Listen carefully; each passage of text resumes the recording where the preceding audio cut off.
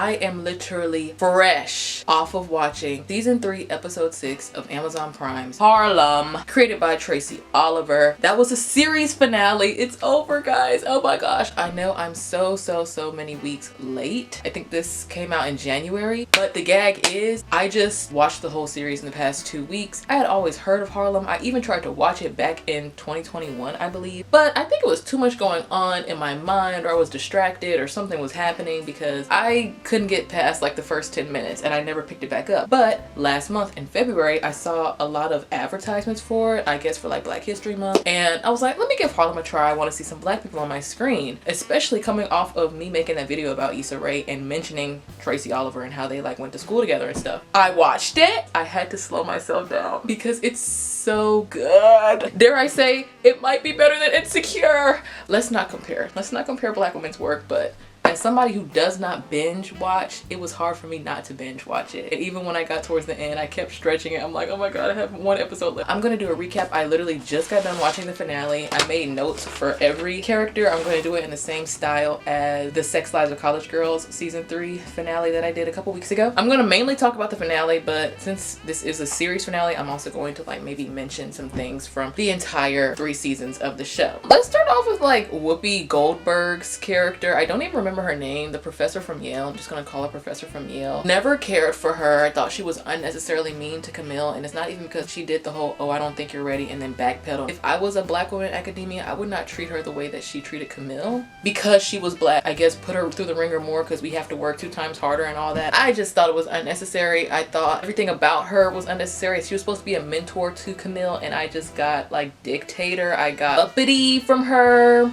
No shade. Even towards the end, when she was no longer working at Columbia, that's when she wants to come around. That's when she's like coming to the parties and trying to give Camille a hug, and like before she didn't even want to touch Camille with a 10-foot pole. Like, it was just all fraudulent to me. Next, Portia. I said, what woman with common sense gets back? No, they said they weren't exes. They said they were childhood friends, and then they all of a sudden fell in love right after him and Camille broke up. Fell in love enough to get embryos made. That was unrealistic to me. That whole thing.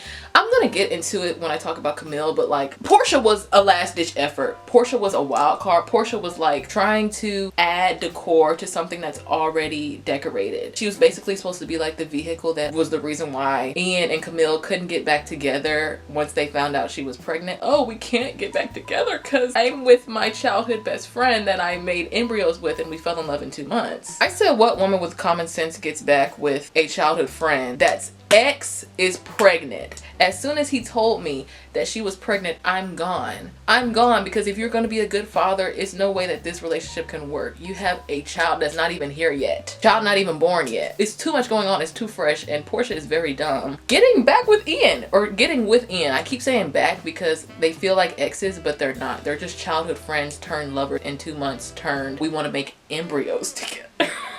That was crazy. Her last scene on the show where she's like saying all this stuff to Ian, I was just screaming, you can leave, you can leave, you can leave. Nothing is keeping you in this relationship. It took her this whole pregnancy to realize all of this. Like, to realize, maybe I should not be trying to build with somebody that still has ties to somebody else. Fresh ties. I don't care what happened, what we didn't see on camera. It was very sad to me that it took her Camille's entire pregnancy to see something that was so clear, so obvious from the start, so evident, but she was just a vehicle. She was being used by the show to keep Camille and Ian apart. I mean, all I can say is what a waste of embryos. Like, that stuff takes a lot of money, and I thought Ian was poor because he was in debt from Mir.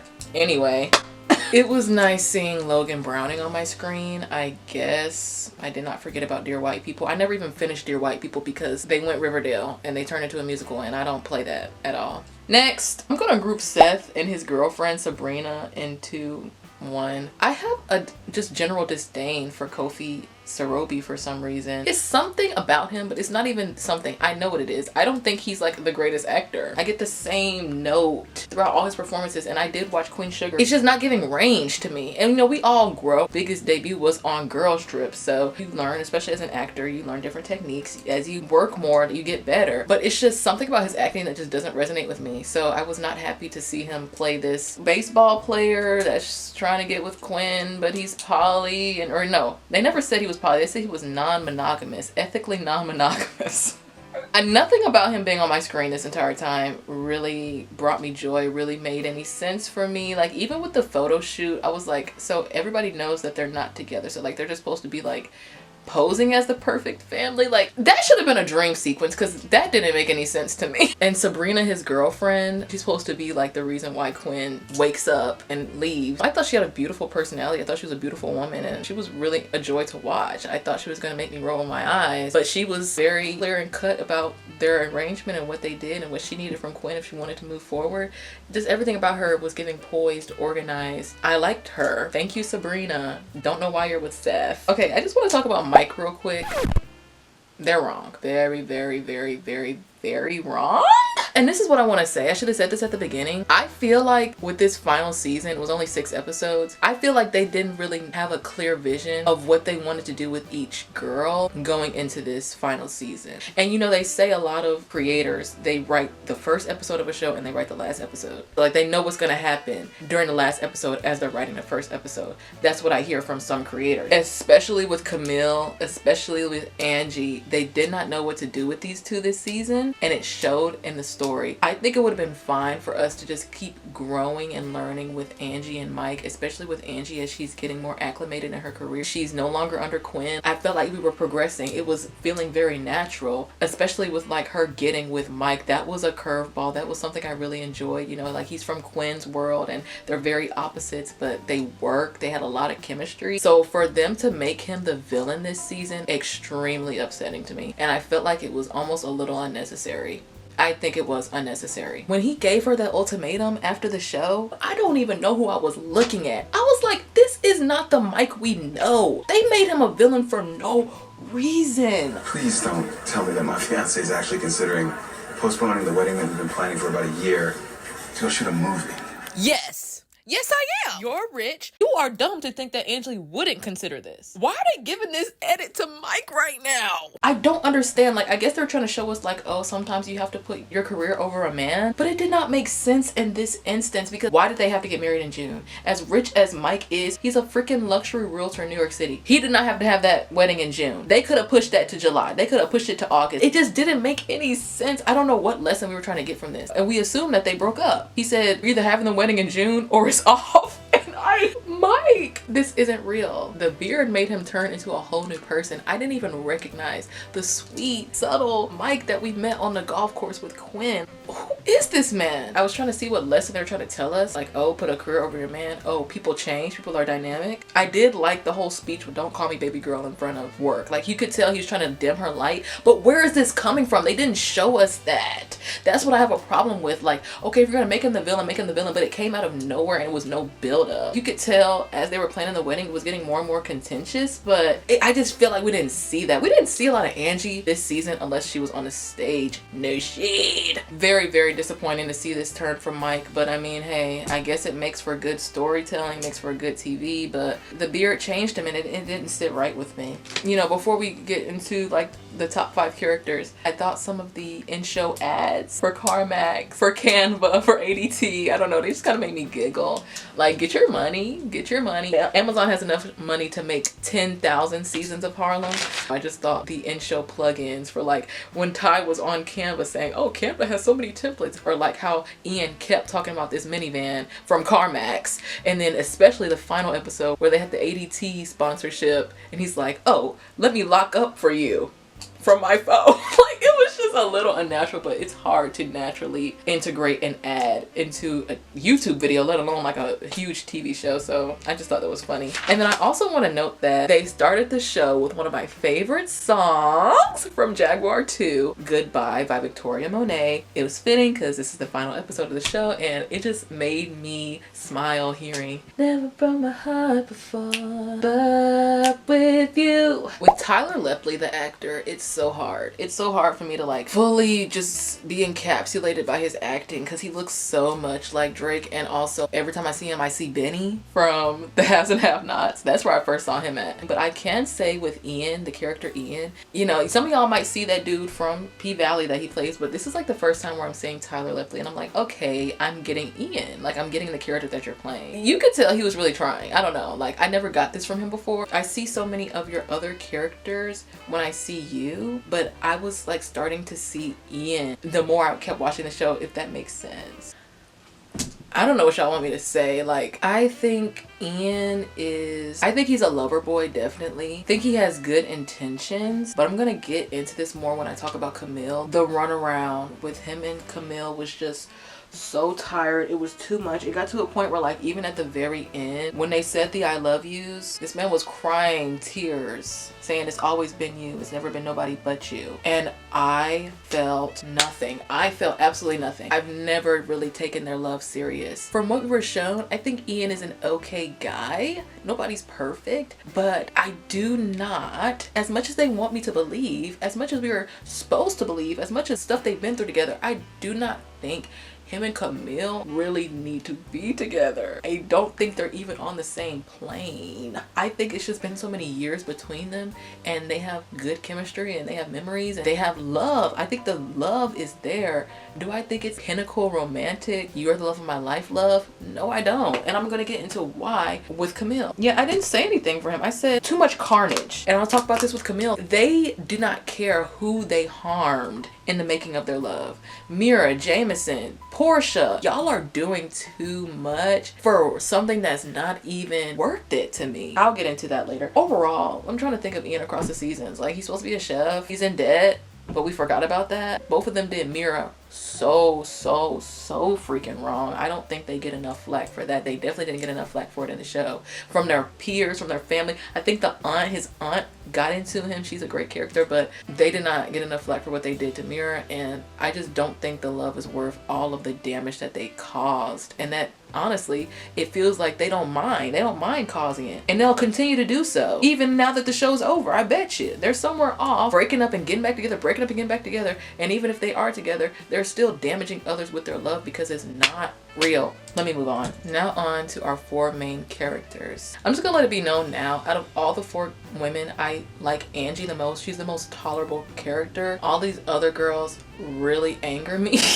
Angie is my favorite. I just think she's the most relatable out of all of them. Ty is the worst out of all of them. So let's start with her. Let's start with her because she's the worst. Probably worst character in terms of development and maturity. She has had the least amount of character development throughout this entire show. Like, even with the mom and daughter thing last season, she went from that to, oh, I'm on my celibacy journey after getting caught with a mom and daughter. Oh, I met this girl. She's the love of my life. Let me stop being celibate. Let me show her all my cars. Oh yeah, I'm like a womanizer. I have demons and all that. But take me as I am. Like, for her to be as successful as she is, she's very smart, but when it comes to emotional intelligence, it's not there. And I think that was a really great way to display that with her character. That's the most I'll give her in regards to character development, but it didn't really develop because even in the finale, she's still, I'm gonna propose to this girl knowing full and well that I run. She ran from her family. She ran from the girl's mama, Eva's mama, like, and then lied about it. Oh my God. She needs help. Like, did she have therapy? Like, was that mentioned in the show? I felt extremely offended when she still lied to Eva when trying to confront her about, like, her missing the mom dinner. She said, oh, I told you the shower went over. Girl, you are sick. I think there's a reason why we didn't see the conversation she had with Eva's mom that smoothed things over and that got her back in Eva's good graces, why she was able to propose. It's because that girl wasn't saying nothing. It was all bullshit. They knew they couldn't really actually redeem Ty for doing that. She is crazy for that. It's so childish. It makes me think, how is this woman running like a successful $1 million app company? I loved seeing Gail Bean. She's a great actress. Also great to see Robin Givens. I think it's cute that they got engaged, but it's so much work that needs to be done. Like, even with the husband thing last season, they didn't really get into like the fact that they wouldn't have even had to have litigation. They wouldn't have had to have all the $1 million checks and, oh, we're going back and forth between lawyers. If Ty would have just sat her ass down and talked to the man. She has a issue with accountability and, like, she likes to run away, and I just don't think that was resolved at all. Her and Eva are cute, but they not gonna last long if Ty doesn't change. She needs serious change. And In regards to Angie, I think, like I said, she's the most relatable character in this show. I love that we saw her come from nothing. Like, we really saw her grind and address her self-doubt head on, even though like we see that Angie's so confident all of the time. Like, even when she was down and out, she was still very confident in who she was, her abilities, and she never wavered. But then nobody's perfect. We all have our days. So it was really cool to see her, even in the final episode, have that self-doubt, that inner saboteur that we all have in times of pressure. That was very real to me, and I loved how they used her character for that. I think she's very funny. She's very charismatic. She's the life of the party. She's the reason why I laughed out loud a lot of the times at this show. I enjoyed Angie and Quinn's backstage pep talk. I love their relationship. They have like the best inner circle dynamic out of all of them. Angie and Quinn, they have something very special. I love that they always explored that in each season, even now that they don't live together. So I love that. The Girls Trip musical, I thought it was excellent to make that into the show, seeing as the creator of the show created Girls Trip after the Get Out musical last season. I just thought this was so brilliant, and I actually would see Girls Trip in person. Please, can we make this actually a thing? Thank you. I love the relationship that she has with her mother. I have no notes about Angie because I think they did her character very well. No notes. I mean, I'm very, very, very, very sad about the breakup. I did not see it coming. It's something to be said that they come from two different worlds. I kind of like that they came from two different worlds, but Mike is on one. It didn't have to be like this. So I can't really blame Angie for that or even talk about this with Angie because it's Mike that gave her the ultimatum. She'll be all right. All right, next we have Quinn. The way I was biting my fingernails, they can't. As much as we know about Quinn, like from the very beginning, we are shown she's a lover girl. She loves hard. She loves quickly. She has a plan. She wants this, this, this, and this. She wants to mirror her family. She wants the children. She wants the monogamy. She wants the perfect husband. So the fact that they threw her in with this polyamorous stuff and even had her considering it, I was biting my fingers. I was like, no way. That's what I wrote down. I said, do not compromise, Quinn. Do not compromise. I think out of all the girls, Quinn has had the most character development. I loved what they did with her at the end of season 2 and the whole mental health stuff. That was very real. What I didn't like about that though was why introduce Keith? Because he is actually made for Quinn. I'll get into Isabella in a second. She broke up with him because he was too perfect, even though that's what Quinn has always. Anyway, the reason why they broke up in the first place, it makes sense. They get back mingling on the vacation and then it goes nowhere. Like, what are y'all doing playing with my emotions like that, knowing that's her real life husband and the chemistry is chemistry? She gave him the same reason when breaking up. She was like, I need to focus on me or something. Two things can happen at once. She didn't have to cut him off completely. I said, thank you, Quinn. Thank you for not being a dummy and compromising on your beliefs and values. I can't believe they even play with my girl like that. But at the same time, I have to give her props. I have to give her kudos.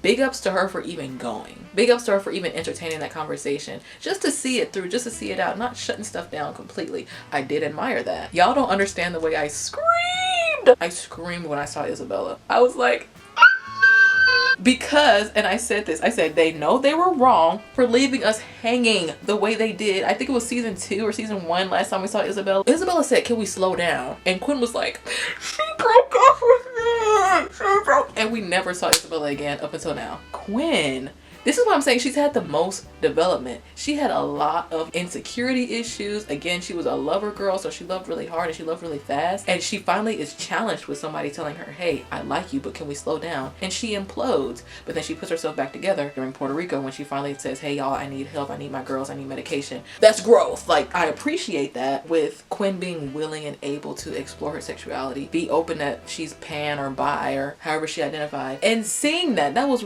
really, really, really cool. And I'm so glad they brought her back. I hope they run off into the sunset. Like, I don't care if she ends up with Isabella or Keith. Either way, I think she'll be fine. I love the single mom, the workshop she went to. That was so awesome. This is the type of stuff we need to see on TV. Because there's really women out here doing the whole mom thing on their own. They want children bad enough. They haven't found a partner that they want to do it with. Do it by themselves with sperm donors. I love that. I think they did a great job with her story. I love the back and forth between her mom, just never feeling like enough. And a lot of people have parents like that who will like literally beat you down all in the name of like, this is good for you, I'm doing this to help you, when it's like, I need your love, I need your big ups, I need you to tell me that I'm doing good and I'm in the right direction and that you're proud of me. I need to hear that sometimes. So seeing that between a grown woman and her grown mother and them still having this dynamic that's probably been festering all her life and it still happened at her big age in her 30s. I thought that was awesome to see because it's real. Jasmine Guy, I loved her accent. She's not Caribbean, but you could have fooled me. I wish Quinn the best with her clothing line. I think she'll be a great mom, and I don't really care if she ends up with Keith or Isabella. Last but not least, the supposed central main character of the show, Camille Parks. First thing I wrote down for Camille is I don't think they knew what they wanted to do with her for the last season, so they just said blam, pregnancy. How Quinn wanted the perfect life, the 2.5 kids, the white picket fence, the dog, the perfect husband, that was established at the beginning. With Camille, kids were never mentioned at all. Kids were not mentioned in regards to Camille until she got her eggs tested and saw that she didn't have a good egg count or whatever. And you know what was even gaggier? She was okay with that. She was like, well, it's fine that I don't have a good egg count because I don't know if I even want kids. I don't think I want children. So for her to go from that to shamelessly saying without saying that, hey, I'm really only having this kid because the doctor's telling me because of my egg count, this is probably the only time I'll have a biological child. Narrative wise, it was a little jarring, but I mean, they kind of explained it. They're saying basically she's only having this baby because this is the only time she could have a biological baby and she doesn't want to think about the what ifs. Even though she's never brought up kids, and when kids were brought up, she was like, no. But you're allowed to change your mind. You're allowed to change your mind. But I said Camille is weird, ... Portia is his girlfriend. He chose her. Why are you mad? Why are you mad that he might not prioritize you as a friend over prioritizing his girlfriend? But I mean, it doesn't matter now because they're together. I wrote this stuff down before the last seconds of the show. When her and Quinn was talking about how like she almost had a moment with Ian, and then Quinn was like, quote, that was so big of you. Wow, she didn't have sex with Ian. That was so big of her. She didn't have sex with somebody that's in a relationship. Oops, she's already done that before. I don't think that was that big of her to like not make another mistake like that. Justice for Jameson. That was a good man, Savannah. She did him so wrong. This is what I mean when I was talking about the carnage. Too many people got hurt all in the name of this half-ass love, because no shade, and y'all can correct me if I'm wrong or say what you think, but in my heart of hearts, I believe Ian likes or loves Camille more than Camille loves Ian. I don't think she's self-obsessed. I think she's very self-oriented in a good way. And I think she's always just kept Ian around because she knows she can. She knows she can. She knows that history is there.